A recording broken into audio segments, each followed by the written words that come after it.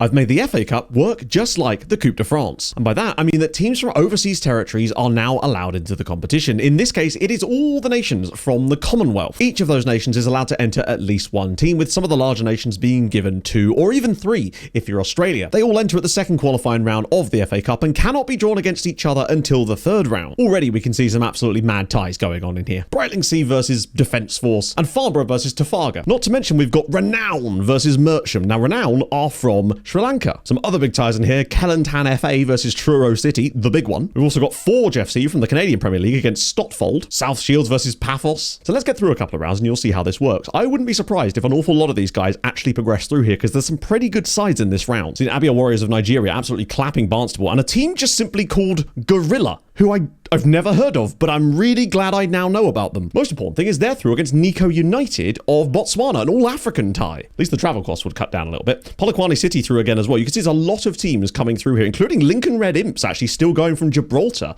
So a lot of these teams will probably make it to the first. The question is whether anyone will get to like the third round, but we're, well, I guess about to find out, aren't we? So we actually joined the first round in progress here, but a lot of things have definitely happened in that. For a start, we can see that Real de Banjul have already gone through against Tampines. So good progression for the Gambian side with an Estonian manager. Unfortunately, the same can't be said for Abahani KC, but still more progression for the likes of Supersport United, Western Sydney Wanderers all getting in there. End of the line for a few teams such as Paphos, but incredibly, Gorilla progress. This is wonderful news. Gorilla into the second round of the FA Cup. This is the story I didn't know I wanted. See, we are losing quite a lot of other teams in there too, as Adelaide United do manage to get through. Forge do get through as well. Aberdeen actually go out to the MK Dons. Few ties haven't yet come to pass, such as the one here featuring ABM Galaxy and Altrincham of Vanuatu. Wow, they've done well to get through. Beat Broadbridge Heath, Bright Stars, and then Southend United. Oh god, that probably is the final nail in the coffin for Southend. So the third round is now set, and you can see we have lost most of them. This won't happen every year. It will vary on the teams that actually do get through, of course. But Adelaide United will play Arsenal